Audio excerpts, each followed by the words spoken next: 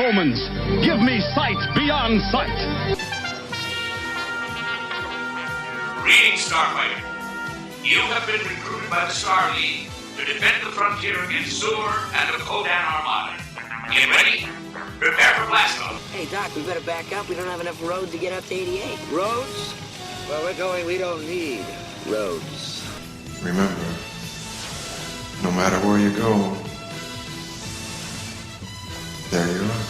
This is 80's Reboot Overdrive podcast. We were dancing just like Swayze when Jennifer Grey had nose.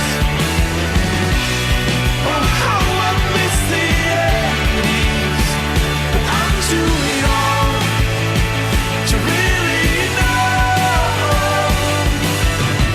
Too young to know. Oh my god. That is like so dated. This is 80's Reboot Overdrive, and I am Dave, your Reboot Overdrive overlord. And online I've got Scott Hi, everybody. It's good to be back. and Rose. Hey guys, how's it going? Tonight we are going to continue our 80s icon saga. And what we've done in the past is we've talked about the filmography in the 80s of various stars. And I think we'll branch off to political discussions and things along those around, some pop icons of the 80s. But for now, what we've covered is Harrison Ford, Harold Ramis, Leia Thompson, Chevy Chase. We've got the Lost episode, and also Diane Lane. This is going to be continuing with the saga. We're going to be talking about an actor named Robert Downey Jr. In the 80s, he did a lot of movies. So bear with me as I go through his filmography in the 80s. And that started with 1980 being Up the Academy, 83, Baby It's You, 84, Firstborn, 85, Tough Turf, 85, Girls Just Want to Have Fun, 85, Weird Science, 85, Mussolini, The Untold Story, which was a TV miniseries. Wow, he was really busy in 85. 85 again, Dead Weight. 85 to 86, he was in Saturday Night Live. 1986, Back to School. 1986, America. 1987, The Pickup Artists. 1987, Less Than Zero. 1988, Johnny Be Good. 1988 again, Rented Lips. 1988, 1969. And then we finally get to 1989, and he did That's Adequate, True Believer, and Chances Are. So Mr. Robert Downey Jr. was slightly busy during the 80s. That was definitely just a smidge. There is just so much going on with this guy. Scott, what's your favorite 80s moment with him? Well, that's a tough question because there's two almost opposite ends of the spectrum for the roles that he plays. And I thought he was funny and as a supporting guy in Weird Science, as one of the boyfriends of the girls that he's just kind of a side actor, but he played a role. He was a bully though. Yeah, he was kind of a jerk. Yeah. But Less Than Zero was almost prophetic of what his life was going to be like for a while, because he kind of went through some turbulence through the years, finally came back around to reality, just within the last 10 years or so. But I think Less Than Zero was probably his most powerful performance to me. He really, he went all out on that one, and he was believable in the whole thing. And it's not a very lighthearted movie at all. It is a very dark and hardcore movie to take in, as a young adult, going through what he went through with Andrew McCarthy and Jamie Gertz, and great movie. And his character was just wow. It was really a shining moment in in my opinion, in like his acting career, you know, Mhm. as an actor, he really, you just believed he was going through the crap that he went through. Yeah, it was so different from everything else he had done Yeah, before. Mhm. that's why I had to kind of like specify, you know, he's like the polar opposite of what his other characters were. The other characters were loud and obnoxious and just kind of fun and just out being a crazy teenager, but this one he was a lot more serious. But wasn't he? I mean, he was like that in the movie, or at least he was trying to portray that, but a very serious undertone of somebody that shouldn't be as crazy and outgoing. Yeah, he couldn't handle it. It was a facade. Right. Yeah, it was definitely you know, a way to uh, the way he was trying to get people to perceive him, you know, that he ever had everything under control, which he Right. was way out of control. Where the other ones, he was just being nutty, you know. The wasn't he in Back to School? I believe he was like the Mhm. sidekick to Melon. Mhm. He was his roommate, I believe. Yeah, he was like the sidekick, so he's kind of fun and just, you know, he wasn't this dark presence and wasn't a, I don't think he was a bully in that one, but definitely a bully in like Weird Science, and then he played a you know a best friend in Johnny Be Good and with Anthony Michael Hall. So So Rose, what about you? What's your favorite '80s moment with Mr. Robert Downey Jr.? Well, there were just so many because, oh my God, he was a major hottie back then. Well, he still is, but he's really kind of coming into his own in the 80s, and he's Weird Science when he plays Ian in Weird Science. I can count on one hand how many times I've seen that movie. So his performance in it is memorable in any movie he's in. You make him a best friend, you make him a roommate, you make him the guy that lives downstairs with the dog that barks all the time. Whatever movie you put him in, where he's not a lead character, he's gonna make his presence known. And two of my favorite movies from him, Less Than Zero is just a given to me because that's was a very cutting edge film at the time, and it said a lot for society in the 80s. This college kids just out of post high school age and not sure what to do with themselves, and they think they know what they want, and they really don't. So I probably had to go with something a little bit more lighthearted, which he was really good at. It's a toss up between The Pickup Artist and Chances Are. Pickup Artist got this groove that he's got these lines, and he's a smooth player, and asks all these women, all these, he has them. I think he's like at some point he's like going through them in the mirror. He's got them on like index cards or something. He has to memorize all these lines until he meets Molly Ringwald, who basically just shoots him right back at him. So she's like, he's finally met his match, in that scenario. And then Chances Are is something a little bit more ethereal, where he is reincarnated of someone that someone loved very much, and he comes back and decides to inhabit his body. That was a cute movie. yeah, you know, I feel like he kind of got ripped off You as do? not really being considered one of the Brat Pack. Because Yeah. look at the lineup that he was with. Look at the different movies. He was in two movies with Anthony Michael Hall. He was in two movies with James Spader, which wasn't really a Brat Pack guy either, but he could kind of fall into that category as like the, Right. you know, James Spader always played a jerk.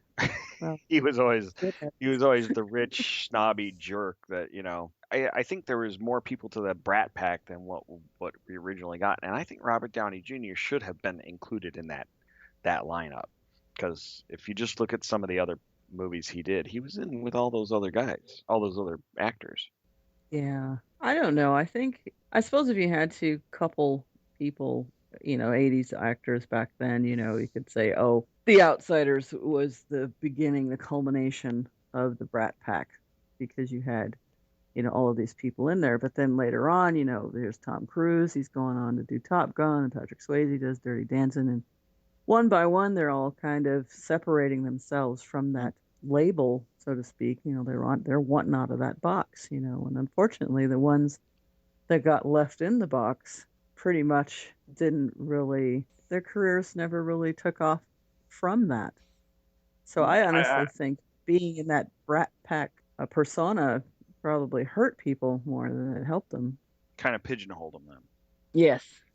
Okay, I could see that. That might be a good thing that he wasn't part of that. But when I think of this generation of actors, what they called the Brat Pack, I mean, he's one of the first people that come to mind.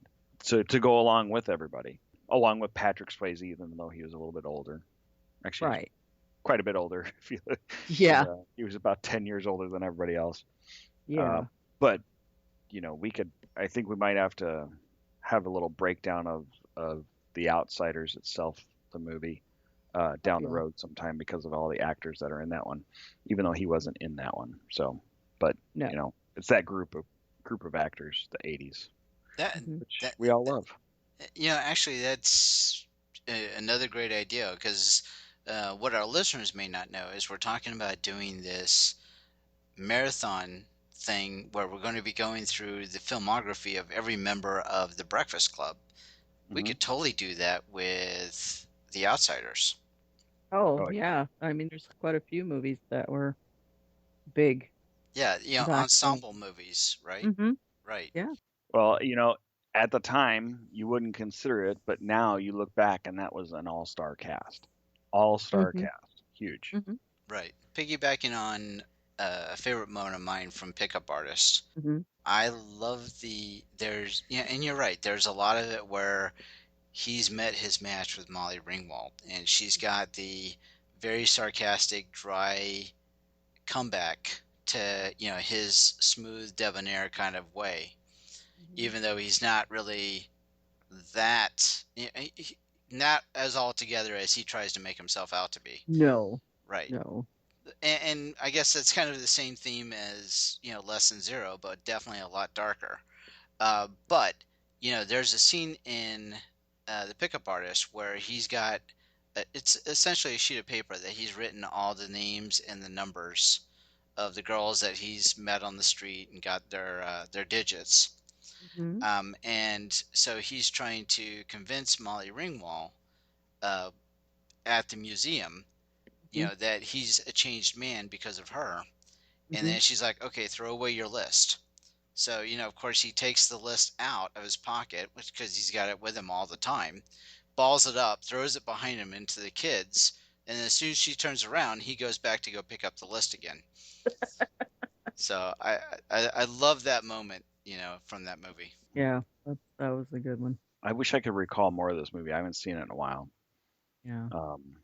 That's something I might have to go revisit again. If anything, the next time you just get a lone flower for your wife and then say, this bud's for you.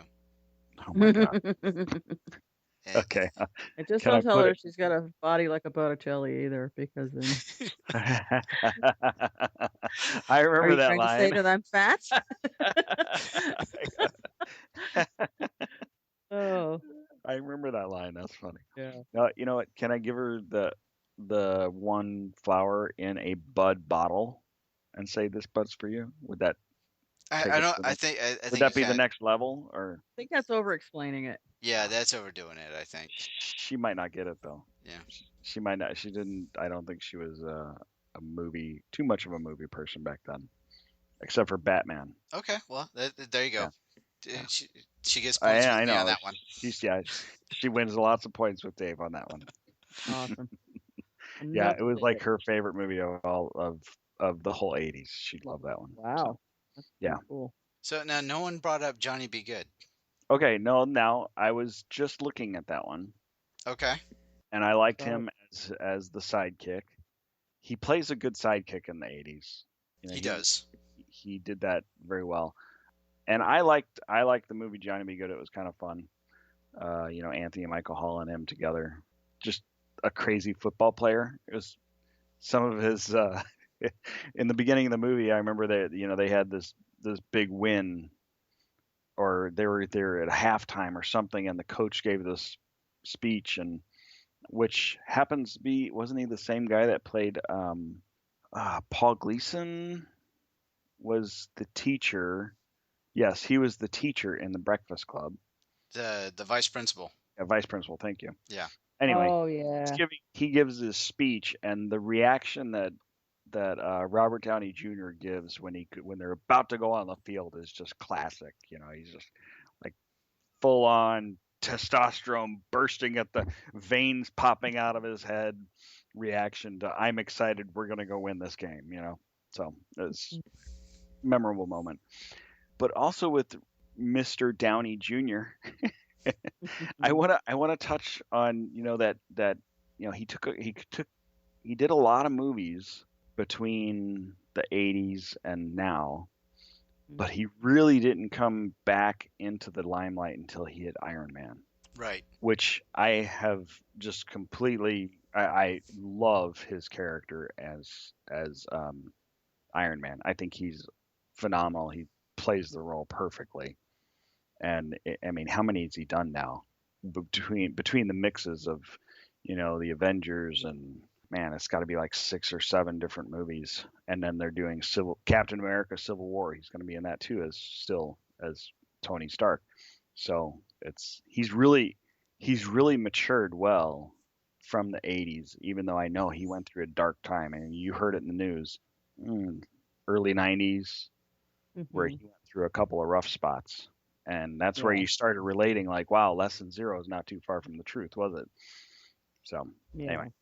And a lot of what I saw in Johnny Be Good, knowing what I know now, I'm starting to wonder, was that a lot of it was, because, he was able to act that crazy because of what was going on in his personal life. Maybe. And it was almost an escape character. Right. Just like letting everything woo crazy. Right. Yeah. But a few things that he did in the 90s, which I did appreciate, was he was in a movie called Air America, and then he also did Chaplin, and I think he both did those really well. So there was a few in there between the 80s and obviously what we get with Tony Stark that I think were good. But I mean, memorable, yes, but maybe not as iconic as what was going on with the 80s with him, and then now in the later years being Tony Stark. Well, there was one in 91. He did Chaplin in 92, but he did one in 91 called Soap Dish with Sally Field and Kevin Kline, which I thought he was hysterical in that one. I love that movie. And then also another one in 95 with Holly Hunter, Home for the Holidays. Thought his character was really totally better. Yeah. That's my Thanksgiving movie. I watched that one. It's really a funny. Planes and Automobiles. Yeah. Yeah. It's pretty good stuff. So anyway, so that's my take on Robert Downey Jr. I think he was in the limelight for a while in the 80s. Well, maybe not the limelight, but he was present in the 80s in a lot of films that we saw, and he's just really come to maturity now. So gotta love him. All right, so a few Twitter shout outs. Earlier did the what is your favorite Robert Downey Jr. moment? And I got Ryan1334, which is at RS1334, just says weird science with a thumbs up. Can't go wrong with that. Matt D, which is at MattDuck21, really gave us a picture of the Weird Science crew wearing bras on their head. And Robert Downey Jr., really very serious face, like, why am I wearing this bra? Let's see. Starblazer at 01 Starblazer says hashtag back to school. And I don't think we've really talked about that one too much. No, we didn't. That was an excellent movie as far as comedies go. Yep. The Triple Lindy. Yeah. Oh, actually, we did talk a little bit about that. So reasons are several says Weird Science and Back to School are masterpieces. Mm-hmm. Oh, masterpieces. Masterpieces. Yeah, well. And then Rose was throwing out Chances Are with Sybil Shepherd. Mm-hmm. Sophie at Downey Lover Jr. says less than zero. Look at this cutie. So she gives a picture with him at less than zero at the poolside smoking a cigarette. And hashtag vote Downey Jr. Hashtag KCA. Big Chris 8089 says, definitely Weird Science. Ian was my main man! Exclamation point. Mm. And then somebody with the Twitter tag Weird Science at Wyatt and Gary says it has to be Weird Science. So really, I don't think they had any other way they could answer that one. No, they'd Yeah. been bitter contradicted if they had. Yes. No. It would have been funny if they'd gone a different route, though. Yeah. Oh, less than zero. 1969. 1969. Yeah, exactly. So, do we have parting thoughts about Robert Downey Jr.? We'll start off with Rose. Well, Mr. Downey Jr. managed to make a very difficult transition through Hollywood in his career, and he did an amazing job. Yes, he had his ups and downs, and yes, he was in the limelight, unfortunately, for the things that he was breaking the law about. But his movie talents and his abilities to remain a quality pick for Hollywood movies just, I think, said a lot about him as a person, and his character eventually rings true to this day. I mean, his 90s career is quite prolific, as well as his 80s career, and you can literally say you grew up with him watching his films. I do have a little trivia moment with Chaplin. He was in the 80s, but we had just spoken about a very amazing actress, Diane Lane, and she was in that movie with him. So, Oh, yeah, nice so that little was cool. crossover there. Little crossover for the two of them. So I'm just, there's nothing bad that I can say about him. And actually, a piece of trivia I just found out because I was looking at the IMDb trivia page. He lived Mhm. with Sarah Jessica Parker for 7 years during the 1980s. Wow, I did not know that. I didn't either. That's Interesting. pretty awesome. All right, Scott, parting thought. I'm going to go with his personal quote because I just find it interesting and amusing. He says, "I don't drink these days. I'm allergic to alcohol and narcotics. I break out in handcuffs." Oh, Oh, that's good sweet. one. Yeah. That's a good So, one. he's come a long way. He seems to really have cleaned up his act in the last 10, 15 years with the, you know, like I said before, I think I kind of gave my parting thoughts before we actually asked about the parting thoughts. So I really like where how he's really matured and become a really entertaining guy. Even though he was entertaining back then, he's stuck to it and he's still around. So it's good stuff. Yeah, you know what I like is that quote that you just gave. I just imagined Tony Stark delivering it, and it totally worked. Yeah. it very well could. To the media, right? As he's Yes. standing up and talking to everybody, giving another press conference. Yeah, and for those that aren't the comic book fans, the character Tony Stark does have a drinking problem. Yes. Right. So it's very interesting that he's in that role and he's able to probably touch on a lot of those instances, of his past that he can bring to that character. Yeah. For me, I already talked about the pickup artist, which I think, is one of my favorites from the 80s. A lot of the iconic lines that we were just talking about, this bud's for you. That's what sticks out for me, for Robert Downey Jr. Along with the weird science scene where he's got the Slurpee that he's about to dump on Wyatt and Gary. And then, then later on in the film, he's actually in there trying to negotiate. We'll give up our girlfriends so you can give us Lisa. It's just kind of Yeah. like, what a sleazeball. Yeah.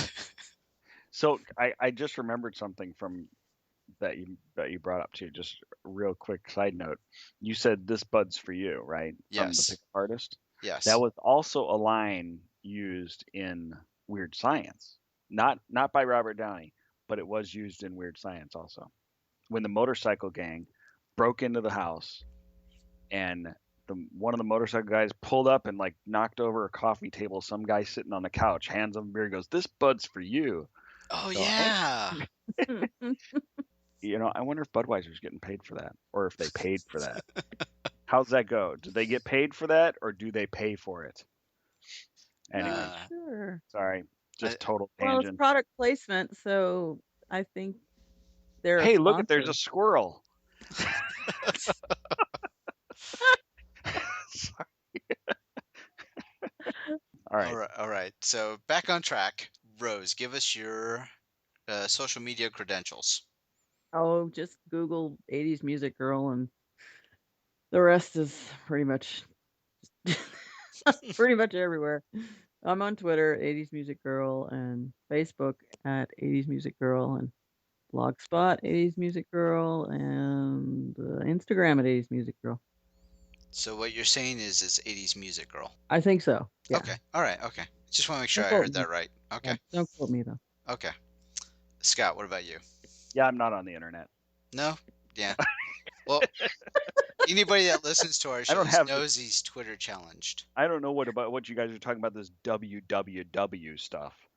Yeah. Anyway, no, I'm on Twitter at Scott's Eye or at 80s Auto Reverse, and also on Facebook you can find me either through my Scott Compton or Scott Compton Photography or 80s Mixtape Auto Reverse page also. And Scott brings up a good point. So if you do get your Apple IIe and you're trying to get it online, and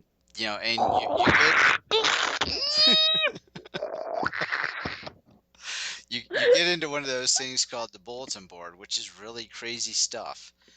Look for this thing called 80's Reboot, and there might be a little Twitter thing that's in there somewhere. It's at 80's Reboot. We also have this Facebook thing. It's really new. It's really cool. So if you get into the internet and get into the bulletin board system, facebook.com/80's Reboot. We've also got a Tumblr, which is 80sreboot.tumblr.com, and also our blog, which is on southgatemediagroup.com. Go to the blog section, click the 80s Reboot Overdrive icon, read our ramblings for the stuff that we're not talking about on our show. And of course, please always give us feedback via email, which is 80sreboot@gmail.com. The last thing, very important, what I need everyone to do that's listening to this right now, go to iTunes, click the review section for 80s Reboot Overdrive. Give us a rating and review. Hopefully a good one, but please do 5 stars. Yes, please do that. 6 stars if it's possible. 11. Give it 11. Yeah, give it 11 stars, definitely. We'll have a Spinal Tap moment there. Yeah. There you go. All right, so with that, thank you for reliving the 80s and joining us, and good night. Good night. Couldn't help myself. Good night, everybody. Good night. We hope you've enjoyed this show. This podcast is part of the 80s Reboot Overdrive channel on Southgate Media Group. You can follow us on Facebook on the 80s Reboot group page. We're also on Twitter and Tumblr at 80s Reboot. We invite you to check out all the wonderful podcasts and blogs available at southgatemediagroup.com. And thank you for reliving the 80s.